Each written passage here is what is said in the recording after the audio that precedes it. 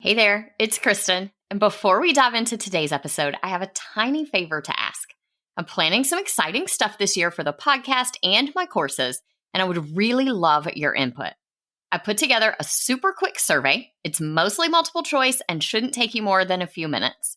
Your feedback will directly shape the content I create this year, so I can make sure it's exactly what you need to thrive in your business without the hustle. Because I know your time is precious, everyone who completes the survey gets entered into a giveaway where 2 lucky winners will get a $50 gift card to Amazon or Target, your choice. It's just a little thank you for helping me make this year on the show the best yet. Head over to kristendoyle.co/survey, or you can find the link in the show notes. The giveaway ends on April 14th, so don't wait too long. Hey y'all, thanks for tuning into this episode. I know that so many teacher sellers are a little, if not a lot, introverted. And many of us really don't like social media very much. Sometimes that can make it tough to run a business that relies on sales. Well, today I am talking with someone who understands that struggle all too well and has definitely found a way to be successful on TPT as an introvert who hates selling on social. Pav is a high school French teacher from British Columbia, and she has found meaningful ways to connect with her audience as an introvert and to grow her TPT store by focusing on the things that light her up and are within her control. She now has a Facebook group, an active and engaged email list, and a successful blog where she shares her passion for teaching French and helps teachers in her community center culture in the language classroom. All right, let's get on to the show.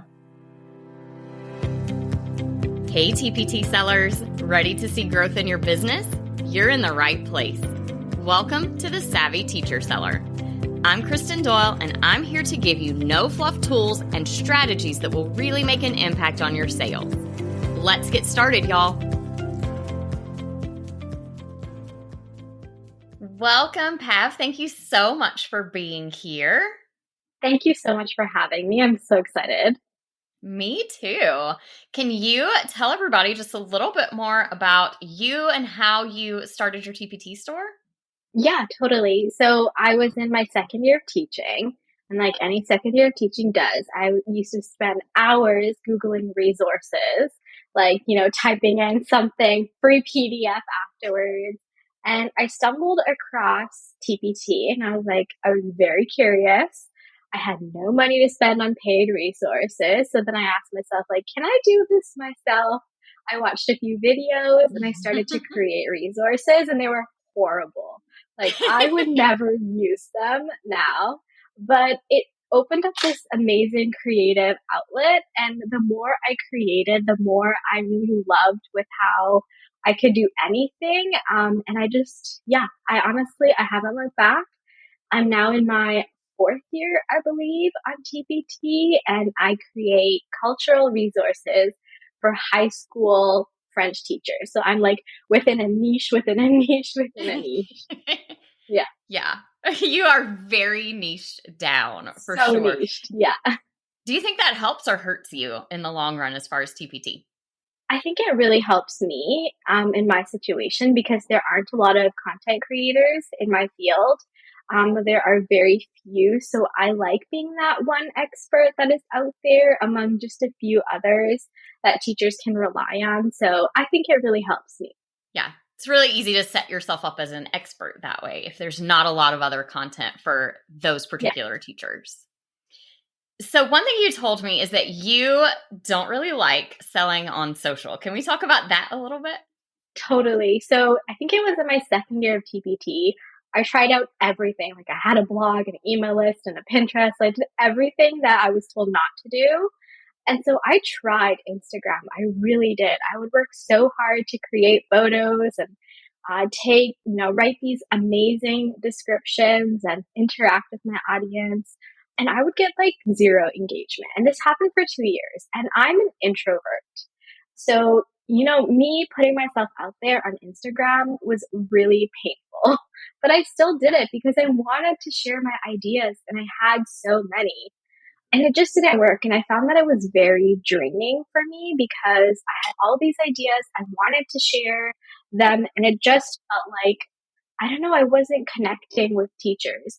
So I realized I hated it pretty soon I think afterwards. a lot of TPT sellers, maybe not a majority, but a lot of us are more on the introverted side.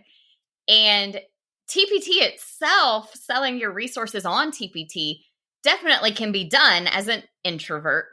But then there's all these other parts of it, like the social media and, all the marketing things that really do lend themselves more toward extroverted people. And for those of us who are not so extroverted, it can be really difficult sometimes. I don't know if this is surprising or if this makes total sense. Every time I take one of those tests, I am somewhere around 48-52% on the introvert extrovert. I am right in the middle, and I've seen it called the introverted extrovert or the extroverted introvert. But it's a unique kind of situation, and it makes it sometimes not super easy to do things on social because it is kind of draining. Exactly. And that's the thing, right? There's so many creators, there's so many teachers who I love to follow on Instagram who make it look so easy and effortless. And I'm sure it is for them. It just wasn't that easy or effortless for me. And for that reason, I found it to be very draining. But I still wanted a way to connect with teachers because even though you're right, I am an introvert, I love connecting with teachers. It just had to be in a way that suited me and my business and my personality so it wouldn't be draining. Yeah. And so how are you using Instagram now? Because I know you're still on Instagram. Okay, so I use it. I don't post very often. If I have content to share, I will share it. There's no more pressure. I use it to connect with the teachers who follow me, but I do not sell. And that's also because for the 2 years where I was actively on Instagram, I saw no proof that I was actually making any money. And 2 years is a really long time to spend on something and to not see the return. Yeah, definitely. And, the more you rely on Instagram or Facebook, the more you have to work those algorithms and constantly just churn out more and more and more. And there is a lot of pressure. Yeah. For every piece of content to be so good. Yeah. So you use Instagram now really just kind of however you want, whenever you want to connect with people. And that's great. I love that. That's one of my favorite things about my Instagram for this business versus my Chalk and Apples Instagram is that I feel like I can make really good connections with people through this one. And maybe because it's a smaller audience and we have, a lot more in common. This is that super niche down audience, like you were talking about with yours, where my TPT store is just upper elementary. It's pretty broad. So, yeah. And the teachers who follow me on Instagram, they're also in my Facebook group. They follow me on my email list. They read my blog posts. So Instagram just happens to be the platform where we can chat. Yeah, I love that. So if you are just connecting with people on Instagram, then how are you getting them over to your store? Okay, so I have two main ways that I'm very proud of. And the first one is my blog, which Kristen created back in 2020. Yes. I love my blog. But ever since I was in grade, thank you. Ever since I was in grade 6, 7, I loved to write. And I think that's why I'm also so confident in what I do in TPT because I love writing. And so I write blog posts, not too many because quality over quantity. And I pour my heart and soul into my blog posts. I also took Kristen's amazing SEO course in 2020 as well, same time. So I put all of those techniques, strategies into practice on my blog posts by creating engaging blog posts for my teachers to read and to find me on Google. And then hopefully once they're on my blog post, they sign on to my email list. And I love my email list. Again, I love writing. Yesterday, actually, I wrote a piece about how I lost hair last semester, like my hair thinned out from stress. And it was a very just honest, brutal me sharing about like my mental health during the semester and how it impacted me. And I had so many teachers respond to me being like, thank you for sharing that. Like, I really needed to hear that and really needed to hear about setting boundaries. So blog Yeah. posts is how they So find me, good. and my email list.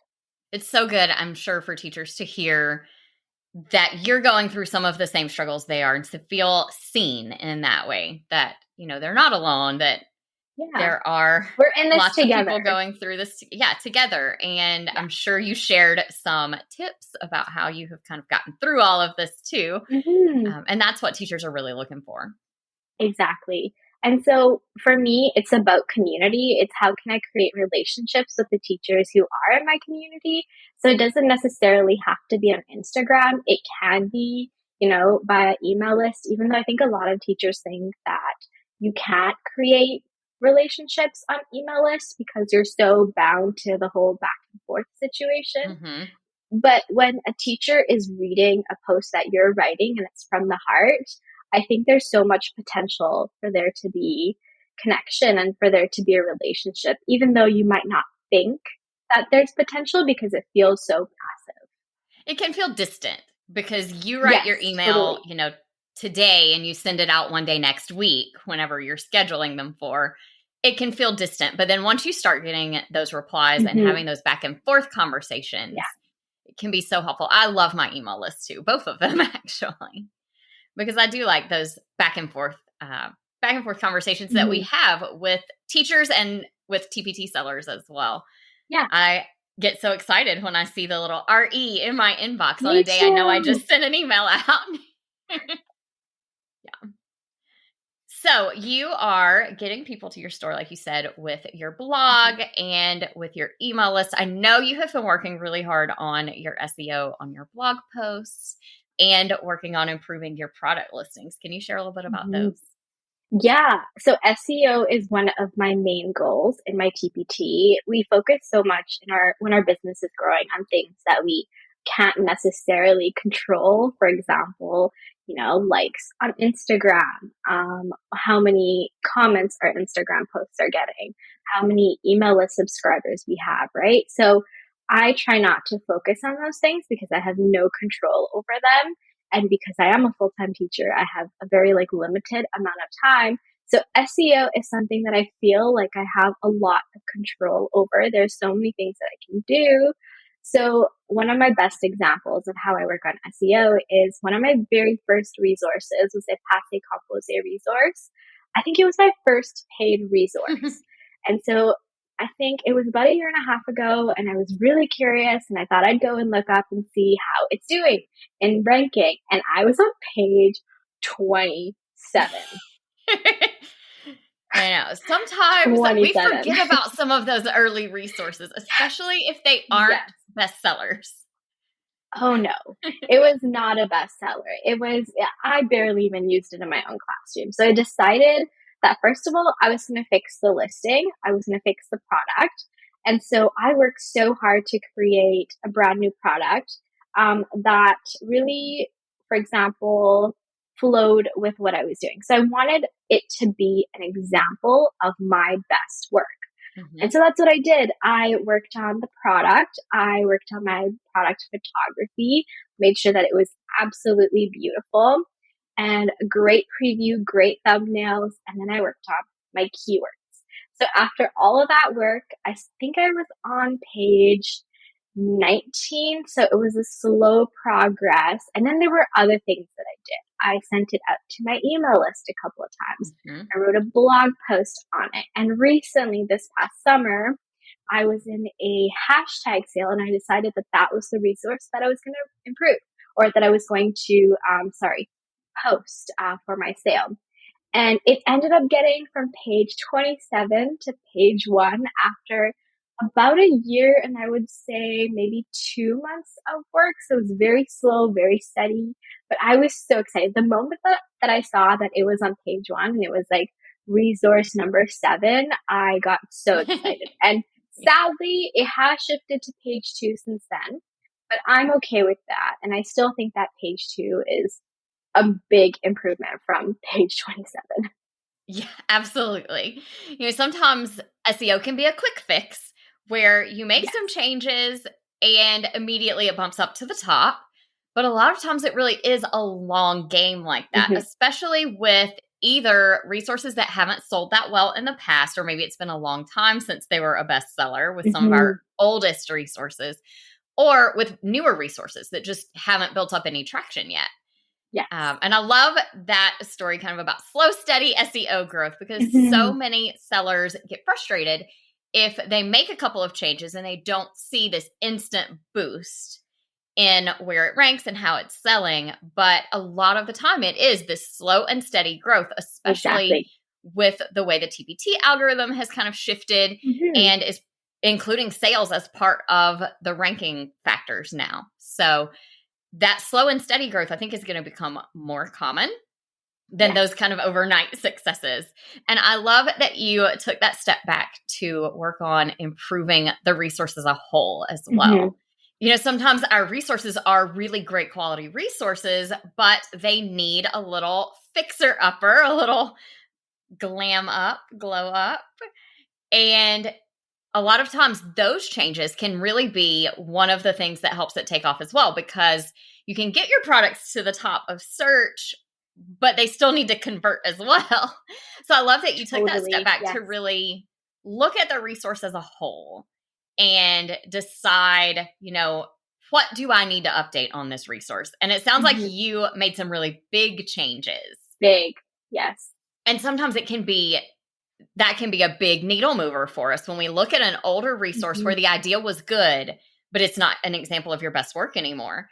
And making Exactly. big changes to that one to help it sell more and to help it be more useful to teachers can really help. And with the algorithm the way that it is now, that can also be the thing you need in order to push your product up from, I think you said Yes. page 19 initially after your updates Yeah. on up to page 1. And I just want to say I've done that same thing with a few other resources this past summer. And two of them were my biggest selling resources during the August back to school sales. So it's definitely so important to invest in the resources that you have in your store because there's so much potential there. Absolutely. And doesn't it feel so good when the one that you've been pouring into over the last couple of months is a So bestseller? amazing. Yeah. Feels like this work was all worth it when you do And now I have to roll up my sleeve for the other, like, really ugly ones that sell. And that. I'm like, no, I'm so sorry. I know. We all have those products that when they sell, we cringe a little because we Yeah. know it's not our best work. So I love that you're working on those. In fact, what I have seen time and again, and I know I've shared this on the podcast before, so everyone who's listened to the podcast for a while will know what I'm about to say. You are you have much more potential to grow your income of your store by working on the products you already have and selling even more of Hmm. them than you do just by churning out new stuff all the time. Yes. And so many of us fall into that trap of feeling like in order to make more money, I need more products. And I think it kind of goes back to a mindset that maybe we have or have had in previous jobs in the past, where it's, if it was a job we were working in college before we started teaching or whatever, if I want to make more money, I need to work more hours. I need to work harder. Hmm. So more work equals more money. But on TPT, that's not necessarily the case. A Hmm. lot of times it's improving on what you already have that can really grow your business versus cranking out more things. Exactly. And I think a lot of it also goes back to control, right? So I want to be spending my time and my energy because that is money on things I can control. For example, I Hmm. know if I work on, resources that I already have and improve them, that's a good investment of my money versus taking more like dud photography for Instagram and writing captions and nobody seeing it. Yeah, absolutely. It's a lot better return on your investment. And that's so important too. The time we spend on our business is always time we are taking away from something else, right? Absolutely. Whatever else that might be, whether it's family Hmm. time or just reading a book or whatever, the time we're spending on our Yeah. business, we're taking away from something else. And that's not a bad Mhm. thing at all, but it means we want to be intentional about what we're spending our time Yes, on when we're working. absolutely. Well, as you know, I always like to wrap up with an action step for people to take away from the episode and go do something. So, what would you suggest people do if you were leaving them with one action step to walk away with after this episode? So I think it's so important to focus on things that we can control. And for me, SEO is that one thing that I really can control as opposed to other aspects of my business. So I made it a goal way back in 2020 to learn as much as I could about SEO. And then I committed to SEO, right? So I worked on my blog posts. I continue to work on them. I worked on the SEO of my TPT products. So I committed to it in 2020 and I continue to spend time every week making little changes within my store and I see huge impacts. I love that. I think one of the things that a lot of times I struggle with as an entrepreneur is that focus and committing to Mm-hmm. something and continuing to do it over and over. And you are so right that once you find that thing, something small that you really do have control over, then committing to continue that work on the Mm-hmm. rest of your products or blog posts, whatever it might be, committing to continuing that work can make such a big difference as opposed to doing little spurts of work here and there on whatever that particular thing is and then kind of ignoring it in Moving between on. like a lot of us tend to. Yeah. Yeah. Moving on to the next shiny object. I think we're all guilty of that sometimes in our business. Oh yeah, 100%. I moved on to a shiny object I wasn't supposed to this morning. In fact, I'm feeling a little seen right now. No, I understand. Whenever I dive into like the teacher world on TikTok, I'm like, oh no, it's been 20 minutes. Yeah. Yeah. Oh, well, thank you so much for being here today and having this conversation with me. I have really enjoyed hearing about your store growth and your story about that product, especially. Tell everyone where they can find you. You can find me on Instagram. Now, my Instagram is in French. It's FLE avec Madame Day. I'm sure that's a little challenging for you. So I'm We'll sure put it in the Kristen will show post notes. it so that, yeah, yeah, Awesome. Yeah, we will make sure that that link is in the show notes for everybody so that they can get connected with you. sounds great. Thank you so much for having me, Kristen. I enjoyed our chat today. Thank you for being here. Thank you so much for listening today. You can find all the info in the show notes on how to connect with Pav, as well as links for Profit Booster Bootcamp and SEO for Teacher Authors, where she learned how to update those resources and make the most of her search engine optimization. If you enjoyed this episode, grab a screenshot and share it with your TPT seller friends. Be sure to tag me at kristendoyle.co when you do. Talk to you soon. I hope you enjoyed today's episode. If you did, please share it with another teacher seller who would also find it helpful. For more resources on growing your TPT business, head to kristendoyle.co/TPT. Talk to you soon.